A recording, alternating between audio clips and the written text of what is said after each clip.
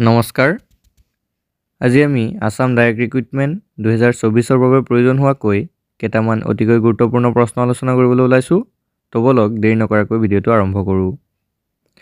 আজি ভিডিঅ'ৰ প্ৰথম কোৱেশ্যনটো হৈছে উজনি অসমৰ কোনখন চহৰক অৰুণাচল প্ৰদেশৰ বহুতো জিলাৰ দুৱাৰমুখ বুলি কোৱা হয় option A Dibrugarh option B Barpeta option C Dhubri option D Sivasagar ইয়াৰে শুদ্ধ উত্তৰটো হৈছে অপচন এ ডিব্ৰুগড় নেক্সট কোৱেশ্যনটো হৈছে সোণাই ৰূপাই অভয়াৰণ্যখন ক'ত অৱস্থিত option A Lakhimpur option B Sonitpur option C Darrang option D Sivasagar ইয়াৰে শুদ্ধ উত্তৰটো হৈছে অপচন বি শোণিতপুৰ জিলাত পিছৰ প্ৰশ্নটো হৈছে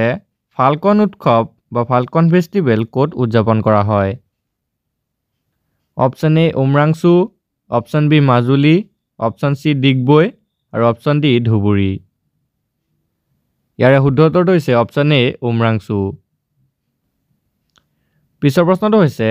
সত্ৰ আৰু কীৰ্তন ঘৰৰ বাবে অসমৰ কোনখন ঠাই বিখ্যাত অপচন এ লখিমপুৰ জিলা অপচন বি শোণিতপুৰ জিলা অপচন সি বৰপেটা আৰু অপচন ডি শিৱসাগৰ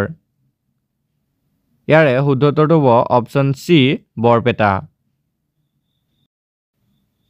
পিছৰ প্ৰশ্নটো হৈছে বাইবেল কোনে অসমীয়ালৈ অনুবাদ কৰিছিল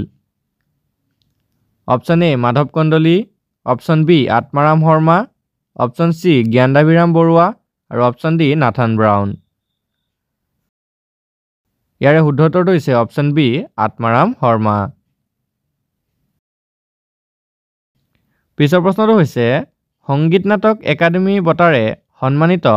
প্ৰথম অসমীয়া মহিলা কোন আছিল অপচন এ অনুপমা ভট্টাচাৰ্য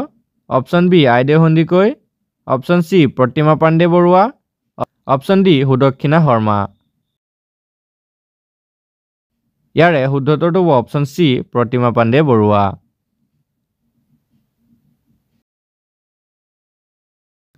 পিছৰ প্ৰশ্নটো হৈছে সোণৰ চামুচ মুখত লৈ কাৰ আত্মজীৱনী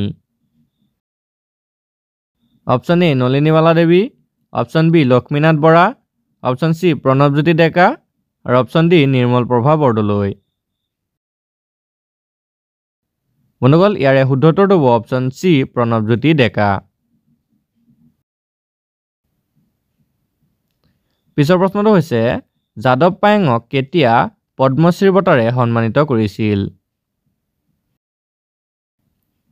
অপচন এ 2011 চনত অপচন বি 2013 চনত অপচন সি 2015 চনত অপচন ডি 2018 চনত ইয়াৰে শুদ্ধ উত্তৰটো হ'ব অপচন সি 2015 চনত পিছৰ প্ৰশ্নটো হৈছে ভক্তি ৰত্নাকৰ নামৰ তত্ত্বমূলক গ্ৰন্থখন কাৰ ৰচনা অপচন এ শ্ৰী শ্ৰী মাধৱদেৱৰ অপচন বি শ্ৰীমন্ত শংকৰদেৱৰ অপচন চি হেম সৰস্বতীৰ আৰু অপচন ডি মাধৱ কন্দলীৰ শুদ্ধ উত্তৰটো হ'ব অপচন বি শ্ৰীমন্ত শংকৰদেৱৰ ৰচনা পিছৰ প্ৰশ্নটো হৈছে কোনজন আহোম ৰজাৰ দিনত ইটাখুলিৰ ৰণ সংঘটিত হৈছিল option A Rudrasingha option B Lakshmisingha option C Pramatta Singha আৰু অপচন ডি গদাধৰ সিংহ ইয়াৰে শুদ্ধ উত্তৰটো হ'ব অপচন ডি গদাধৰ সিংহৰ ৰাজত্বকালতেই ইটাখুলিৰ ৰণ সংঘটিত হৈছিল